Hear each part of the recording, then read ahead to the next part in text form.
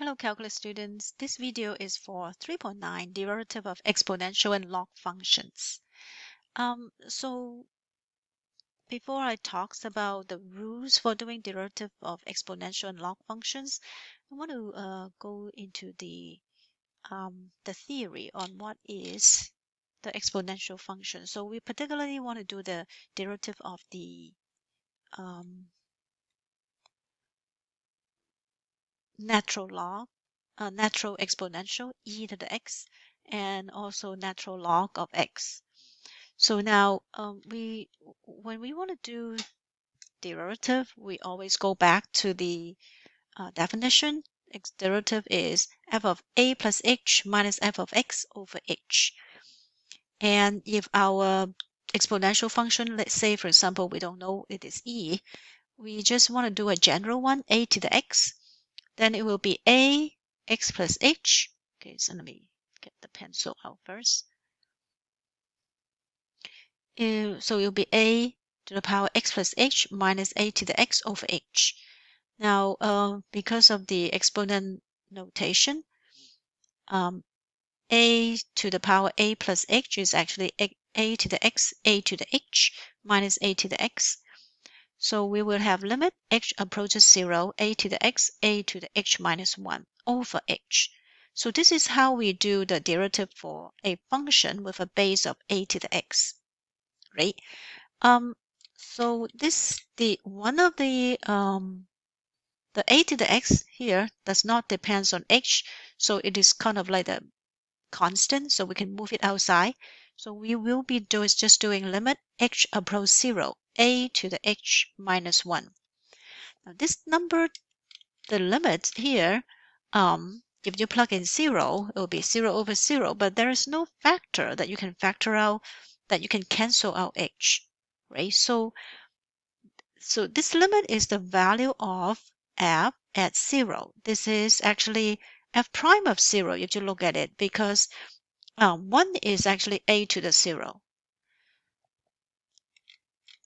So then we say if the exponential function f of x equal to a to the x is differentiable at 0, then it's differentiable anywhere, and also f prime of x is f prime of 0 times a to the x. A to the x is always in the front, and this is the derivative of f at 0, because 1 is actually a to the 0, right? So let's look at this. What is a to the 0 for a different base? It's different for different number. If my base is 2, this limit 2h minus 1 over h, which is the tangent line slope at x equal to 0 is 0.69. If I do 3 is 1.1. So it turns out that we feel that there is a number where the tangent line at x equal to 0 is 1. So if I draw a picture, I would say 2 to the x, I draw at x equal to 0, I draw a tangent line. This is that there is a number, we call it e. Now, e may not be the same that we have learned about when we do continuous compounding, but it turns out later on they are the same number. So, but in this case, we're just defining e as the base so that the tangent line at x equal to 0 is 1. So if it is 1, then we would say d dx e to the x is equal to e to the x. It's just e to the x. So this is the natural exponential function is very interesting. When you do the derivative is the slope of the tangent line at that point is actually equal to the value of e to the x at that point. Is equal to the y value at that point. Okay, so like the y value at x equal to 0 is 1, the slope is 1. So this is how we do that. And then what about y? What about ln y, ln x? So I'm going to use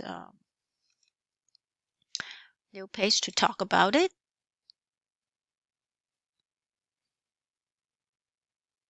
Let's erase this first. Okay, so the derivative of log of ln x. Okay, y equal to ln x. So earlier we know that the derivative of e to the x is equal to e to the x. So what is the derivative of y? Equal to ln x. So write it down first. d dx e to the x is e to the x. So you don't change anything. So notice this is not power rule, because when we do power rule, we have x being in the base, and then this number is x to the n. Okay, so x to the n. When you do d dx is equal to n, x to the n minus 1, because the exponent is a constant, you just subtract it. But for e to the x, the base is fixed. X is the exponent that is changing. And we define e as to the as a number where the tangent line at x equal to 0 is actually equal to 1. So that is e to the x. So that's the difference. So do not be confused about the power rule, where x is the variable and n is like x to the cube, x fourth. This is a number. So let's go back to how to do derivative of y equal to ln x. So if y equal to ln x is a log function, a natural log function of base e, then we can rewrite it as e to the y would equal to x, right? Rewrite as a exponential log of equation. We do e on both sides, so this would cancel. And then we'll do d dx, okay? Do dx just like when we do implicit. E to the y would equal to d dx of x. d dx of x is just 1, right? Because x to the power 1's power rule is 1. This we have to do change of base or change of the derivative. So because it has y, we would just do e to the y and then multiply dy dx at the end, just like what we did for implicit differentiation. D dy e to the y would equal to e to the y. That's how we define it. Time dy dx is equal to 1. So now we have dy dx. Dy dx would equal to 1 over e to the y. But what was e to the y earlier? Oh, e to the y is actually x. You see this? Where does this come from? It's come from our natural log function notation. Our natural log f of x is ln y, so e to the y is x. So that means if y is the natural log, then when we do the derivative of this natural log is 1 over x. So we can rewrite it in a better way. Let's say d dx of ln x, because y is ln x, is equal to 1 over x. So let's go back to, so this is the explanation of the two derivative rule that we will use.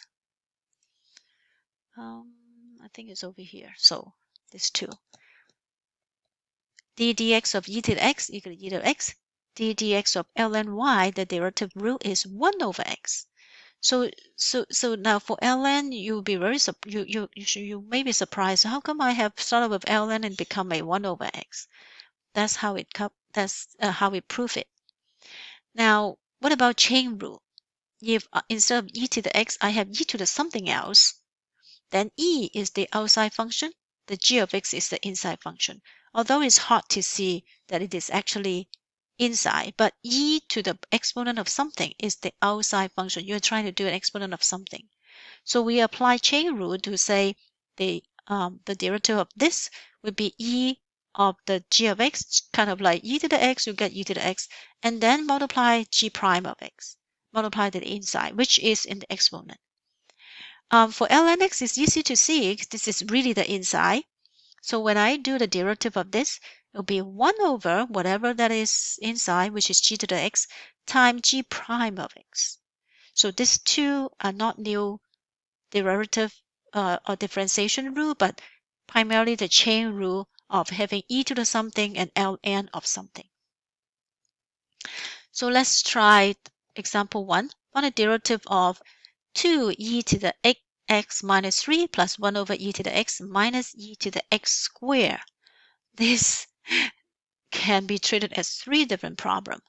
So first, e to the 8x minus 3. So this is a chain rule where we do e to the something and then we have to multiply the inside. So whatever in the exponent is the inside.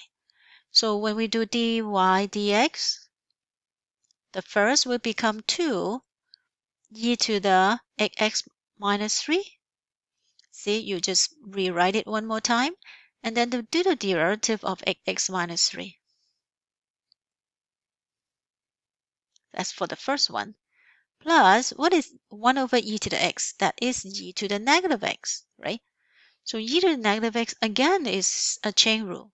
So that would mean e to the negative x and then a dx of negative x minus e to the x squared, another chain rule. That will be e to the x squared and then dx of x squared. So if you have e to the anything, what you do is just write it down and then do the derivative of it, of the chain rule. This is the chain rule. So the first will be 2 e to the x minus 3 times 8. That's 16, right? Plus, what is the other one? E to the negative x. What is the derivative of negative x? It's negative 1. Minus e to the x squared. What's the derivative of x squared? Is 2x. Okay, so that's the derivative of this particular y. So let's multiply the constant together. There'll be 16 e to the 8x plus 3 minus, because the negative 1, e to the negative x, or if you want to, you can write it as 1 over e to the x minus 2x. Usually we write the x, the 2x terms in front of the e to the x squared. So that's the answer. Let's do one more. We have a few more minutes. This is y is x e to the x. Did you see that it's a product rule? Oh, let's do f and g. F is equal to x. G is e to the x. So f prime is 1. G prime is e to the x, right? Because when you do the derivative of e to the x, it's just e to the x. So dy dx would be fake 1 times g to e to the x, plus, because product rule is plus, fake e to the x times x plus e to the x times x. So actually you can factor it as e to the x 1 plus x. This is a very popular question. We have 2 more, so maybe we'll do it with the next video.